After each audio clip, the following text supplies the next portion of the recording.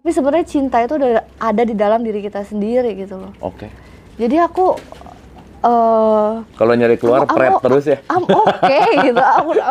Udah cukup, udah penuh. Oke. Udah konten deh. Udah konten, bahkan cinta ini mau gue kasih ke siapa gitu.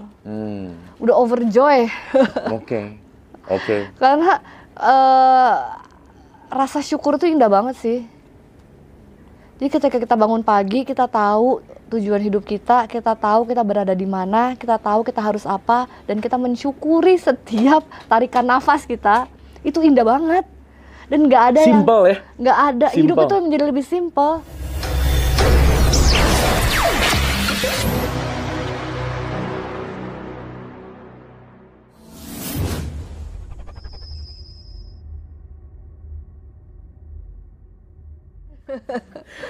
Langsung aja deh ya. Aku mau nanya dulu deh. Iya. Kenapa memilih menjadi chef?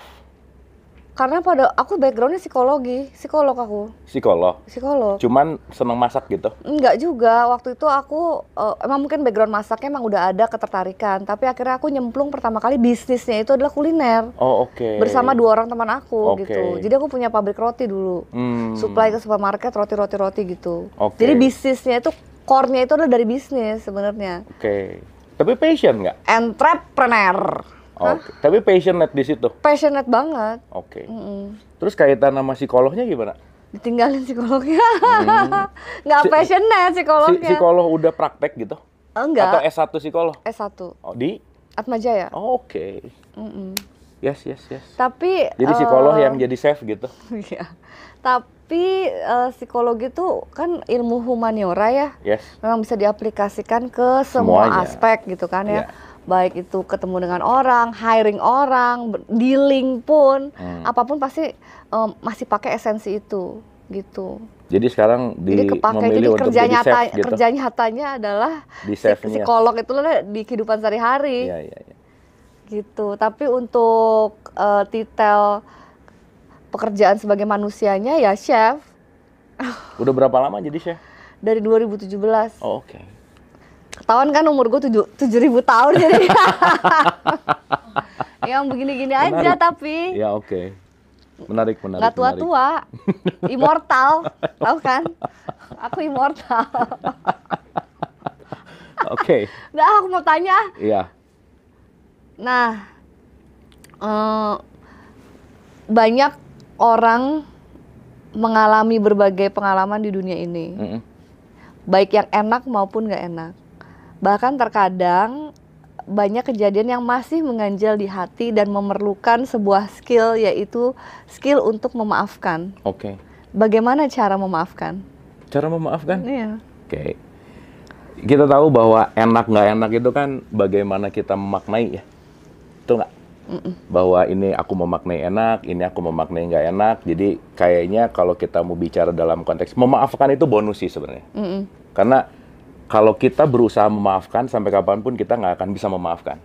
Maka forgiveness is a bonus gitu sebetulnya. Karena kata kuncinya adalah nomor 1, understanding dulu gitu. Mengerti kenapa itu terjadi. Makanya contoh, Chef Citra termasuk orang yang suka marah atau sering marah? Oh, enggak sih. Marah aja? Iya, marah. Kenapa bisa marah? Enggak juga sih. Ada marahnya tapi kan?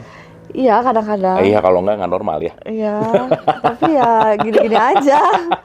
Ya. Kenapa bisa? Pernah kesel nggak? Berarti ada yang trigger. Trigger, ya? Iya. Berarti sesuatu yang men-trigger itu kan datang karena di-triggering kepada data kan. Dan data itu yang ngebuat kita bahwa kenapa kita bisa marah, kenapa kita bisa kesel, karena kita nggak paham sebetulnya. Dan kenapa kita nggak paham? Karena kita kekurangan pengetahuan sebetulnya. Jadi, let's say kita bicara bahwa ada sesuatu yang buruk terjadi apa dan lain-lain. Kata kuncinya adalah untuk membuat kita keep learning sih. Gitu. Jadi, balik lagi ke pertanyaan tadi, once kita mau mencoba memaafkan itu bonus. Tapi kata kuncinya kalau kita mau bisa memaafkan adalah terus belajar dan terus memahami gitu. Makanya mempelajari, memahami, dan setelah itu acceptance sih. Itu yang paling penting itu adalah penerimaannya gitu. Ya, karena setuju. Once tanpa penerimaan tidak mungkin ada permaafan gitu. Iya, betul. Gitu. Jadi ya diterima dulu gitu. Nah, jadi kalau sekarang dicari kenapa belum diterima? Berarti belum ada yang belum ngerti gitu. Iya, paham. Kenapa nggak ngerti? Berarti kurang belajar gitu. Iya. Itu sih. Jadi memang kuncinya adalah ikhlas ya. Ikhlas tuh di ending kan? Ya, di ending ya. Ikhlas tuh ada bagian kan dari pure. acceptance ya. Nah, jadi kata kuncinya adalah terus belajar menerima gitu. Itu sih kata kuncinya. Baru dari situ terekam lagi sebuah experience baru, ya kan? Makanya dari situ juga bisa dibilang, oh iya, hal itu telah mendewasakan kita. Ya karena kita sudah melalui proses learning itu tadi gitu. Makanya apapun yang datang ke kita, pilihannya cuma ada dua. Aku memilih terluka atau aku memilih tumbuh. Dan that's your choice gitu. Ya. Ketika aku memilih terluka, ya triggeringnya akan muter terus tuh, looping. Tapi begitu datang sesuatu yang kita nggak suka, kalau aku memilih untuk tumbuh, nah itu adalah pelajaran sih. Soalnya frekuensi itu tidak bekerja secara garis lurus. Yes. Pasti looping. Tidak linear. Iya, tidak linear, pasti looping gitu. Yeah. Dan trigger itu kan selalu ada selama kita belum belajar, belum selesai dengan apa yang harus kita pelajari. Betul. Buktinya 7.000 kali kan nggak habis-habis ya. 7.000 lah, banyak loh. 6.500 tambah gope. Banyak loh. Oke, gitu. Next itu. Wah. Saya pertanyaan balik, masih ada nggak sesuatu yang belum di letting go kira-kira? Masih dalam proses sih. Oke. Semua ini masih dalam proses. Kenapa? Karena lagi mengenal rasa juga. Oke. Gitu. Oke. Jadi lagi ngicipin berbagai rasa. Oke. Pengalaman Chef Citra untuk memaafkan gimana tuh? Ada case, terus gimana sampai akhirnya dimaafkan gitu gimana? Kamu tidak bisa bilang neraka itu ada sebelum kamu merasakan neraka itu sendiri. Cannot experience hell kalau belum ke situ gitu. So kita harus mengalami proses itu. I've been through hell. Been through hell. Nah, been through dari hell keluarnya gimana? Bukan keluar, tapi justru malah balik ke dalam. Gitu. Mencari jawabannya dalam diri sendiri. Memang semuanya itu sudah ada dalam diri sendiri dan minta untuk dieksplorasi aja. Jadi the answer always within yourself sebenarnya. Jadi itu adalah sebuah proses untuk aku kembali ke diri aku sebenarnya. Jadi semua yang nge-triggering, semua masalah-masalah itu sebenarnya adalah sesuatu memang harus hadir untuk aku belajar. Gitu. Dan aku udah mengenali itu, udah sadar itu. Oh, oke. Ini adalah sebuah level yang harus aku jalanin. Aku kupas lapisan bawang ini gitu kan, sampai nanti akhirnya aku menemui kupasan-kupasan yang baru. Kan life is all about that gitu. Dan nggak pernah habis lah ya. Nggak pernah habis gitu. Ketika kita pikir, oh kita udah mentok nih ya, nggak juga, not yet gitu, masih ada level selanjutnya. Oke. Nah, turning point ketika Mbak Citra memilih untuk kayaknya aku nggak nyari keluar deh. Kayaknya the answer is within gitu. Apa turning point itu? Apa sih kejadian yang pada saat itu ngebuat kayaknya this is awakening part gitu ya, awakening part bahwa this is it, saya harus ke dalam nih. Apa sih? Ketika menyadari bahwa kita hidup dalam matrix. Itu sih sebenarnya. Boleh elaborasi. Elaborate gitu, mungkin kan nggak ada yang nggak nonton Matrix gitu ya. Hidup dalam Matrix tuh gimana? Matrix itu dalam arti kata bukan Matrix as the movie ya, tapi Matrix bahwa kita berada dalam sebuah sistem. Gitu loh. Semua sistem yang diciptakan memang untuk memutus kesadaran kita sebenarnya sebagai manusia, mendistraksi kita. Kayak gitu. Jadi ketika pada waktu 2020, ketika dunia lagi gonjang-ganjing, aku lebih memakai waktu itu untuk refleksi diri aku sebenarnya. Jadi starting point-nya 2020 berarti? Iya. 2020, Oke. ketika aku melihat semuanya fake gitu kan, terus nggak ada jawaban di mana-mana, justru aku ngeliatnya ke dalam diri aku, dan di situ aku minta dibukakan kebijaksanaan, pengetahuan yang akan aku terima gitu. Jadi banyak banget sih yang aku terima, ya der gitu, apa ini ya, sabar, semesta sabar. RAM-nya terbatas. Oke. Terus aku banyak nanya nggak apa-apa ya? Iya, gantian aja kalau kayak gitu nih pertanyaannya. Jadi aku ditanya. Soalnya menarik banget adalah saya tuh selalu sangat excited untuk mendengarkan cerita turning back seseorang ya. Gitu, turning point seseorang. Karena saya rasa apa yang kita ceritain bisa menjadi inspirasi kan. Benar. Siapapun yang nonton gitu, bahwa kita tahu bahwa inspirasi itu dibutuhkan ketika ya ada cerita, orang dengar, nah siapa tahu itu jadi suatu enlightenment gitu. Benar-benar. Nah, tabrakan tuh ngebawa ke dalam. Yeah. First impression ketika before after Citra, before awaken sama after awaken tuh apa sih? Yang ini banget, yang kerasa banget sama Mbak Citra bahwa after within, ngerti, kesadaran, kayaknya aku menemukan new life deh.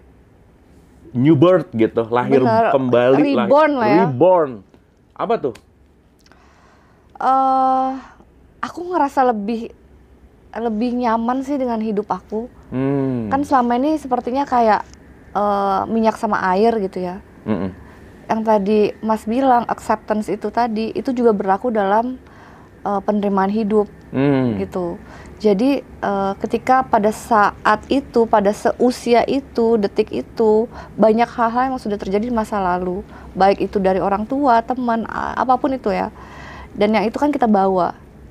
Nah, yang kita bawa itu tadi itu bebannya sudah terasa ringan gitu loh. Dan aku udah mulai paham gitu antara sistem dunia sama sistem kesadaran kita itu dua hal yang berbeda, tapi berada di frekuensi yang sama. Jadi memang keduanya harus jalan. Jadi memang harus diterima sebagai bagian dari ya skenario hidup kita. Skenario kontrak hidup kita yang udah kita setujui gitu. Jadi ya lebih nyaman sih menjadi diri sendiri, karena banyak banget orang yang nggak tahu. Berarti sempat faking gitu, sempat nggak jadi diri sendiri gitu. Pastilah, karena sebenarnya bukan faking, tapi kita tuh nggak tahu tujuan hidup kita tuh apa ya? Gitu.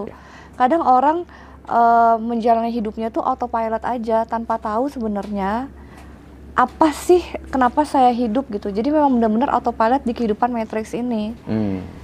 Karena Matrix ini kan memang membuat kita terdistraksi terhadap apa sih kemampuan kita sebenarnya gitu loh sebagai manusia. Jadi ketika kita sudah nyaman dengan diri kita sendiri, paham kita harus apa, kayak menyusun sebuah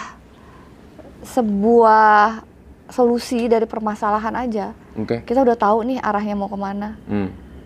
Jadi ya lebih ringan aja sih. Jadi lebih flow gitu ya? Iya.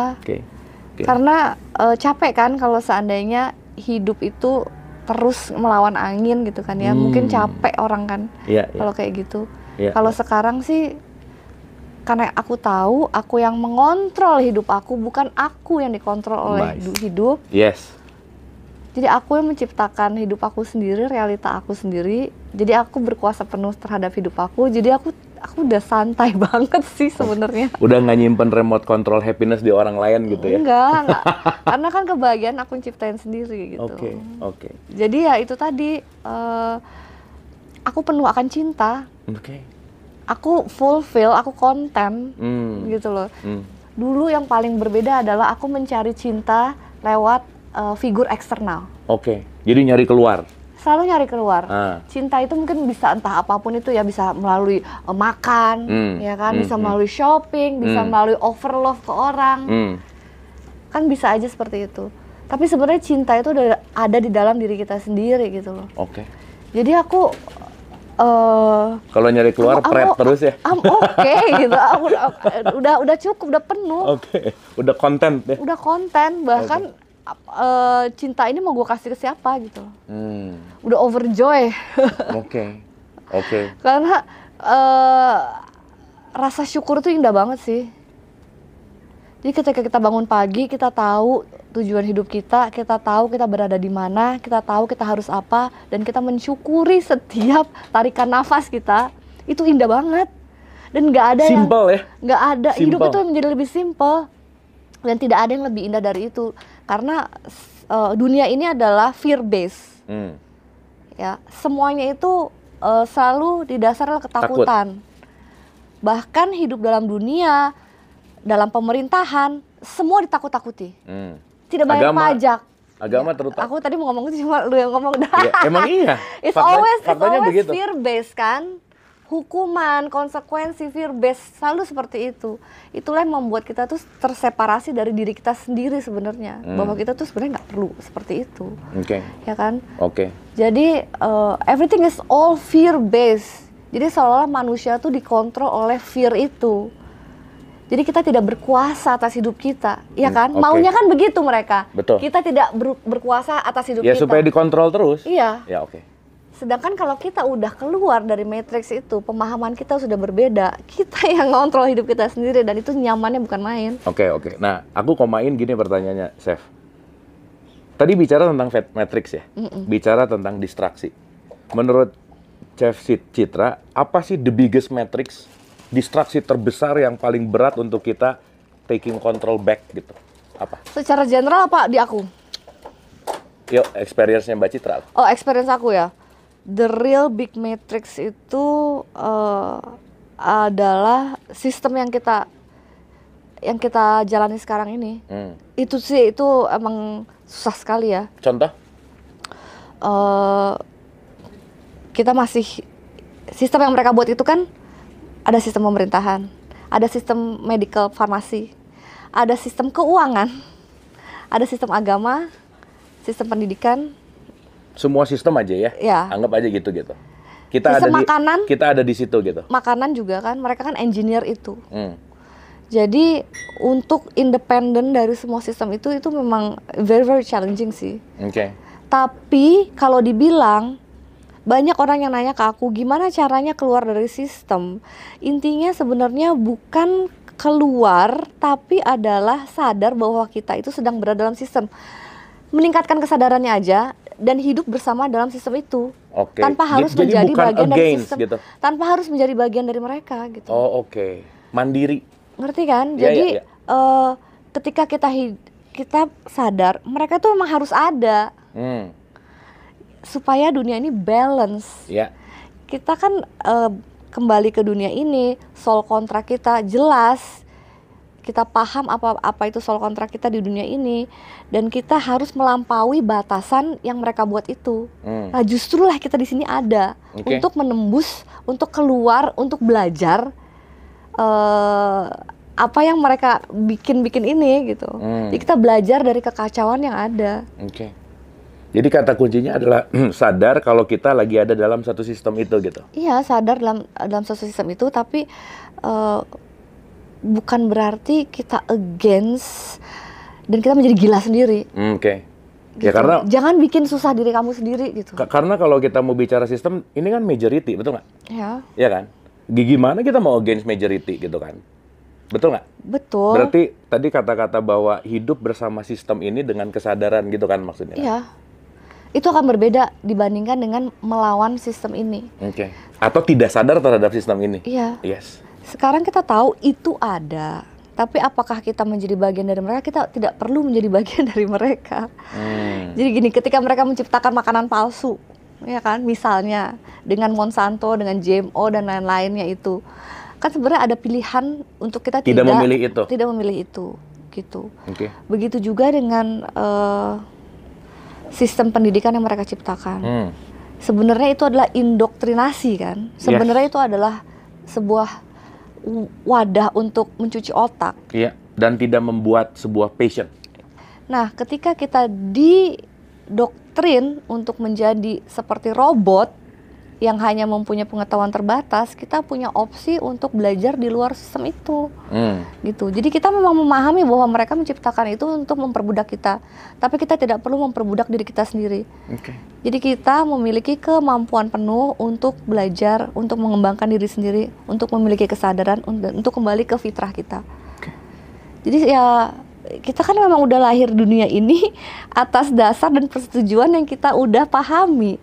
Jebret keluar ke dunia, ya udah ini sekolah kita. Gimana kita lulusnya seperti apa ya tergantung diri kita. Mau ngulang lagi? Terserah. Capek. Ya kan? Gitu. Buat yang nonton nih ya, buat kita pelajar, buat saya juga belajar gitu. Gimana supaya kita bisa waspada terhadap sistem ini? Apa tips and tricksnya Chef Citra supaya kita keep aware gitu? Being aware of being aware gitu misalnya, gimana? Sebenarnya kesadaran itu sendiri pun memang harus di-trigger. Oke. Baik mungkin nonton Mas Hendra, siapapun gitu. Memang harus ada triggernya. Kesadarannya itu memang ya harus dijemput lah ya. Oke. Jadi ketika kita sudah ingin mau menaikkan level kesadaran kita, menurut pengalaman aku pribadi, semesta itu ntar matchingin frekuensinya sih. Oke. Selalu ada. Ya. Kita ketemu dengan orang-orang yang sesuai dengan frekuensi kita, bertemu dengan kejadian yang kok bisa begini ya gitu. Ya intinya kalau muridnya siap, gurunya datang aja. Ya kan? Kira-kira seperti itu. Oke. Oh, aku suruh nanya lagi. Tanya terus. Sorry ya. Gak boleh gitu. Sorry. Tadinya mau nanya soal kontrak nih, abis ini aku mau nanya itu ah. Soalnya tadi ada kata-kata menarik, soal kontrak gitu. Iya, itu menarik. soal kontrak. Itu menarik. Nah, Ya. pertanyaan kedua. Ya. Di antara 100 pertanyaan, masih banyak pertanyaannya. Makna zina dalam perspektif kesadaran tuh apa, Mas? Ya, balik lagi ya. Nah. Yang kita tahu kan zina itu kaitannya sama berhubungan gitu ya. Atau ya balik lagi lah berhubungan di luar nikah. Ya itu udah jelas lah gitu. Tetapi kata konteks kalau kita mau agak lebih dalam, sebetulnya zina itu adalah sesuatu yang merugikan sih. Based on feeling gitu misalnya. Contoh aja ya. Sesimpel bahwa saya nyebelin terhadap istri saya, quote and quote, ya itu udah zina sih sebenarnya. Karena saya tidak mengerti gitu. Makanya luas banget sih pemahaman ini. Jadi bukan masalah hanya konteksnya berhubungan, even bahkan dalam berhubungan dalam yang sah gitu ya, tidak meminta persetujuan misalnya, nggak nanya dulu, nggak ada matching bahwa ya misalnya lagi mood atau tidak gitu misalnya, itu kan sesuatu hal yang penting dikomunikasikan lah gitu intinya. Intinya adalah zina itu keluar dari hasil dari kemufakatan bersama, yang dimana kata sederhananya adalah tidak terjadi win-win solution gitu, itu sih. Jadi bukan berarti zina itu melakukan sesuatu yang tidak sah gitu. Ya, tidak sah itu kan kata kuncinya sebetulnya outputnya merugikan kan sebenarnya. Gitu. Tapi tidak hanya terletak di wilayah itu aja sih sebenarnya gitu. Berarti di luar dari konteks agama juga bisa? Ya, itu kan terminologi ya. Ya. Terminologi. Ya maksudnya merugikan, terus tidak menempatkan di tempat yang tepat gitu. Ya sebetulnya itu adalah tidak dalam kondisi yang proper lah gitu kira-kira. Konsekuensinya dosa nggak? Dosa itu kan penyesalan artinya. Jadi? Setiap apa yang dilakukan keluar dari fitrah, Iya. pasti ada penyesalan. Dan penyesalan itu yang penting, pasti kita akan bayar gitu. Jadi dosa itu bukan urusan aku banyak dosa. Enggak, dosa itu salah satunya luka batin.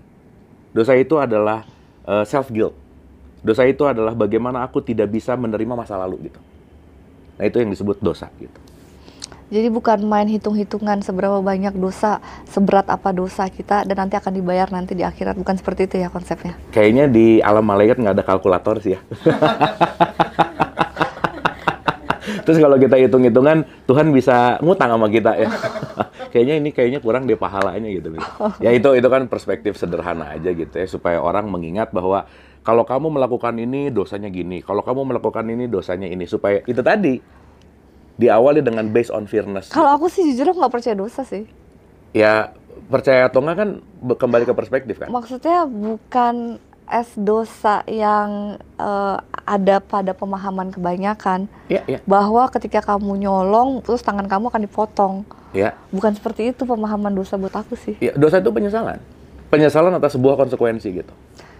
Nah, menurut aku dosa itu adalah konsekuensi. Yes. Dosanya orang makan cabai itu kepedesan. Nah, jadi memang dalam perjalanan ini, perjalanan Citra, aku pun menemukan arti kata dosa dengan definisi aku sendiri. Yes. Yaitu tadi, dosa itu menurut aku itu adalah konsekuensi. Yeah. Jadi ketika kamu berbuat jahat atau merugikan orang lain, ya pasti kamu akan mendapatkan konsekuensi dari semesta. Bukan berarti ada hukuman fisik. Ya, nggak selamanya gitu. Ya, tapi merupakan itu tadi ya, konsekuensi terhadap apa yang kita perbuat, hukum tabur tuai lah ya. Yes. Seperti itu.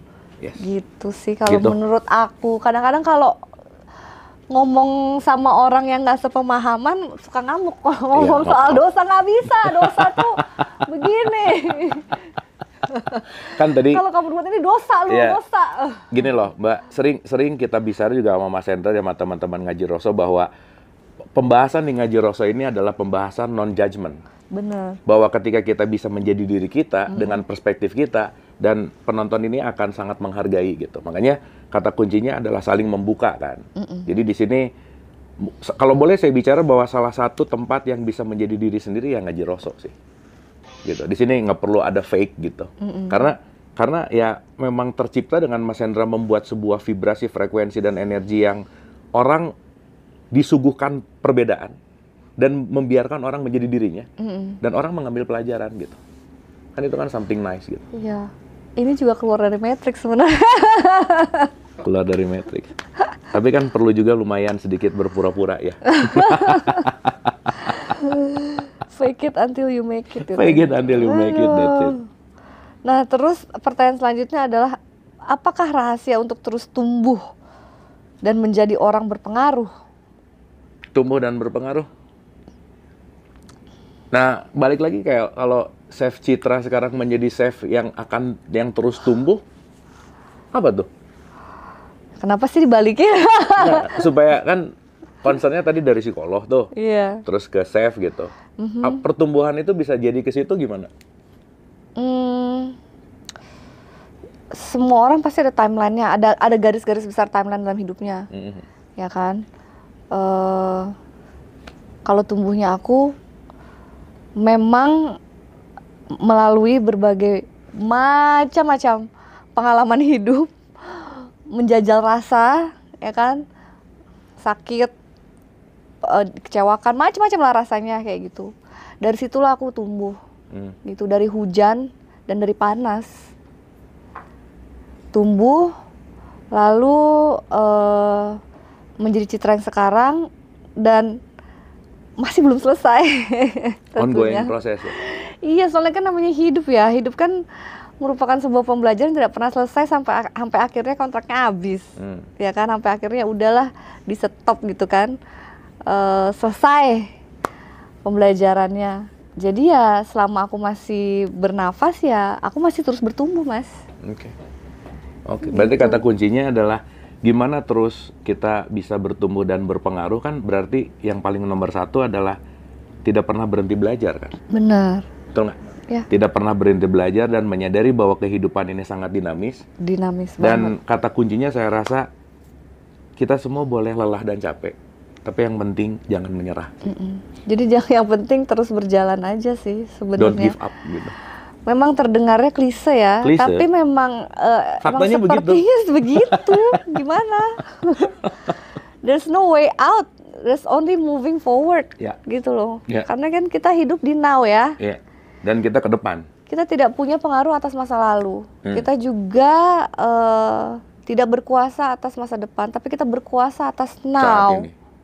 So itu paling penting sekali dan banyak orang tidak sadar bahwa hidup itu harus sadar di saat ini. Kadang kita bangun tidur, kita selalu mikirin buat future, gimana aku begini, bagaimana, tanpa menjejaki now-nya. Tanpa menyadari bahwa lu mau apapun di masa depan, kalau kamu tidak berkesadaran di masa sekarang, it will not gonna happen. Yes. Tuh. Jadi cintailah masa sekarang ini. Bahkan dari makan aja, kalau kamu makan berkesadaran tuh indah banget. Minum berkesadaran itu indah banget. Yes. Nafas berkesadaran indah banget. Jadi banyak orang lupa bahwa kita tuh harusnya jejak napak di now-nya. Masa lalu udah menjadi bagian dari memori. Ya, memori. Masa depan adalah frekuensi dari masa sekarang yang kita pupuk dari sekarang. Anyway, gimana Chef Citra untuk belajar selalu hadir utuh di sini saat ini? Apa yang dilakukan? Bersyukur ya. Prakteknya bahwa kan tadi bicara bahwa kebanyakan orang tuh tidak bisa di saat ini gitu kan, loncat ke depan, ke belakang. Nah, Chef Citra untuk melatih supaya jejak di sini, apa tuh? Practicing-nya apa? Latihannya apa? Pasti Karena gini, ketika kamu bisa makan sekepal nasi, ya kan, dan merasa bersyukur banget, berarti mungkin kamu pernah mengalami tidak makan sekepal nasi gitu loh. Jadi dari pengalaman hidup, dari loss, dari grief, dari sadness, dari semua macam emosi yang udah pernah kita rekam dalam diri kita sadari itu, kita bawa ke kesadaran kita, dan kita berterima kasih akan itu. Dan ini nggak bisa memang instan, ya. Ini merupakan perjalanan yang harus diterima. Kadang orang tuh perjalanan hidupnya memang banyak, beraneka ragam, berwarna, tapi karena dia tidak menerima apa yang terjadi dalam dirinya dia, ada penolakan, rejection, maka dia tidak berada di masa sekarang. Oke. Gitu. Jadi coba untuk menerima apapun yang ada di dalam piring kita saat sekarang ini. Jadi makan pun sesimpel apapun, nggak perlu mewah, kalau kita berkesadaran itu gokil sih, indah banget. Ini mentang-mentang chef contohnya tuh makan mulu gitu ya. Lapar. Nggak dikasih makan lagi.